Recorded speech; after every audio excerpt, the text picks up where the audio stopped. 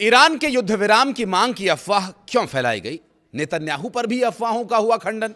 Iran ने पड़ोसी देशों पर हमले से चेताया, अमेरिका इजराइल को हमले के लिए दी जमीन तो यही होगा हश्र।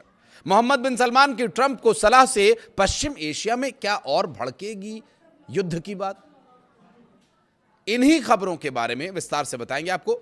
नमस्कार, मैं हूं आशीष त्रिपाठी आपके साथ। और देखिए, ईरान हर हमले का मुंहतोड़ जवाब तो दे ही रहा है, साथ ही बयानबाजी में उतर आए अमेरिका और अन्य देशों को भी पूरा जवाब दे रहा है। ट्रंप के हालिया बयानों में यह बताने की कोशिश की गई कि ईरान युद्ध विराम के लिए प्रयास कर रहा है, जबकि ईरानी विदेश मंत्री सैयद अब्बास अरागची ने दावा यह किया कि ईरान ने कभी युद्ध विराम या बातचीत की मांग नहीं की है। दरअसल एक इंटरव्यू के दौरान अब्बास अरागची ने कहा कि हमें कोई वजह दिखती ही नहीं कि हम अमेरिकियों से बात करें, क्योंकि जब हम उनसे बात कर रहे थे उस समय उन्होंने हम पर हमला करने का फैसला कर लिया। दरअसल कुछ दिन पहले ही डोनाल्ड ट्रंप ने दावा किया था कि ईरान उनसे समझौता करना चाहता है, लेकिन अब काफी देर हो चुकी है और अरागची ने होर्मुज स्ट्रेट पर कहा, ईरान उन देशों से बातचीत करने को तैयार है जो होर्मुज स्ट्रेट से जहाजों को सुरक्षित आवाजाही पर चर्चा करना चाहते हैं। कई देशों ने ईरान से संपर्क भी किया ताकि उन्हें होर्मुज स्ट्रेट से सुरक्षित रास्ता मिल सके, जिसमें भारत भी एक है। उन्होंने यह भी बताया कि ईरान की न्यूक्लियर फैसिलिटीज अब मलबे में दब चुकी हैं। फिलहाल उन्हें वापस बनाने का कोई कार्यक्रम या योजना नहीं है।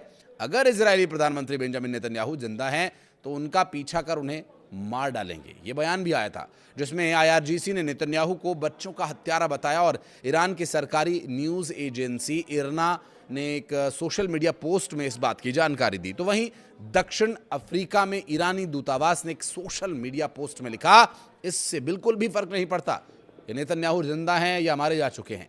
एक मिनाबी लड़की के बाल का एक भी रेशा उनके पूरे वजूद से कहीं ज्यादा कीमती है।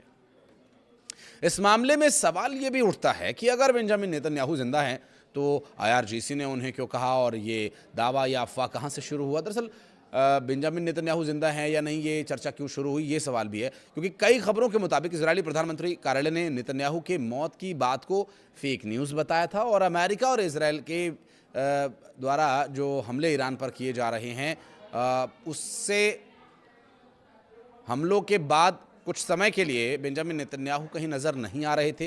तो इस तरह की अफवाहों से बाजार अफवाहों का गर्म ज़रूर रहा। आपको बता दें कि अमेरिका और इजरायल के ईरान पर हमले के बाद से शुरू हुए युद्ध से दुनिया का एक बड़ा हिस्सा प्रभावित हुआ है। अमेरिकी प्रेसिडेंट डोनाल्ड ट्रंप ने ईरान के खिलाफ जिस जंग को शुरू करते हुए कई दावे किए थे, अब वो मुश्किल में नजर आ रहे हैं। जंग के तीसरे हफ्ते में एंट्री होते ही ट्रंप लड़ाई जारी रखने या रोकने की उलझन में उलझे हुए हैं। लड़ाई रुके या न रुके, ये बार बार सोच करके निर्णय लेने में थोड़ी असमंजस की स्थिति उनके लिए है। इस बीच सामने यह आया कि डोनाल्ड ट्रंप को अपने सहयोगियों, खासतौर से सऊदी अरब से जंग जारी रखने की सलाह मिली है। एक अखबार के मुताबिक ईरान में जंग को लेकर दबाव का सामना कर रहे डोनाल्ड ट्रंप लगातार अरब देशों के नेताओं से बात कर रहे हैं जो इस युद्ध से सीधे तौर पर प्रभावित है। दरअसल ईरान ने सऊदी अरब, कतर, बहरीन, कुवैत जैसे देशों में अमेरिकी सैन्य ठिकानों को ज़बरदस्त तरीके से निशाना बनाया। ट्रंप को इन देशों से लगातार सलाह भी मिल रही है। खासतौर से सऊदी के क्राउन प्रिंस मोहम्मद बिन सलमान ने डोनाल्ड ट्रंप से बात की और जिसने कथित तौर पर युद्ध के समर्थन में रिपोर्ट में दावा किया है। अधिकारियों के हवाले से जारी रिपोर्ट में बताया गया कि सऊदी क्राउन प्रिंस मोहम्मद बिन सलमान से डोनाल्ड ट्रंप को ईरान पर भीषण हमला करते रहने की सलाह मिल रही है।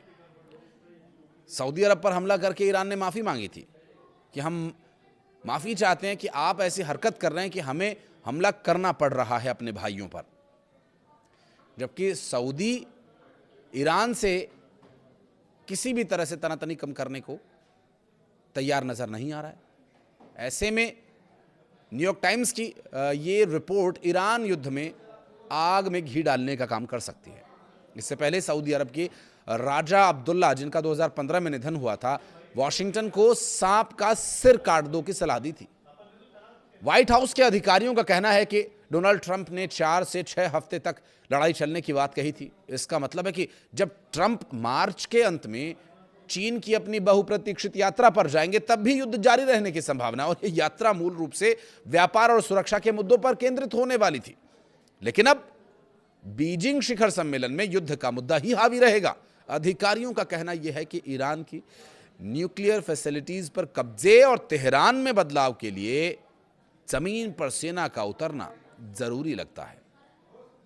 हालांकि ये आसान नहीं है। ईरान में निरंतर सैन्य उपस्थिति की आवश्यकता की बात कही जा रही है, लेकिन ट्रंप इस पर आगे बढ़ते हुए नजर नहीं आ रहे हैं।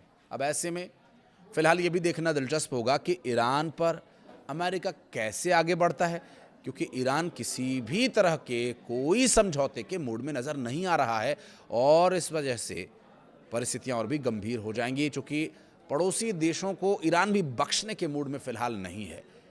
ये वो पड़ोसी देश हैं जो अमेरिका और इजराइल को अपनी जगह मुहैया करा रहे हैं और कह रहे हैं ईरान को मारो, और जबकि अमेरिका इन देशों के लिए जिन्हें ये ज़मीन दे रहे हैं कितना भला कर रहा है उनका, ये पूरी दुनिया देख रही है। क्या ये बात उन्हें समझ में नहीं आ रही है? लेकिन जिस तरह की परिस्थितियां बनी हुई हैं, फिलहाल पश्चिमी एशिया में हालात शांत होते नजर नहीं आ रहे हैं। आप कुछ कहना चाहें तो बताइएगा कमेंट सेक्शन में। वीडियो को यहां तक देखने के लिए बहुत धन्यवाद।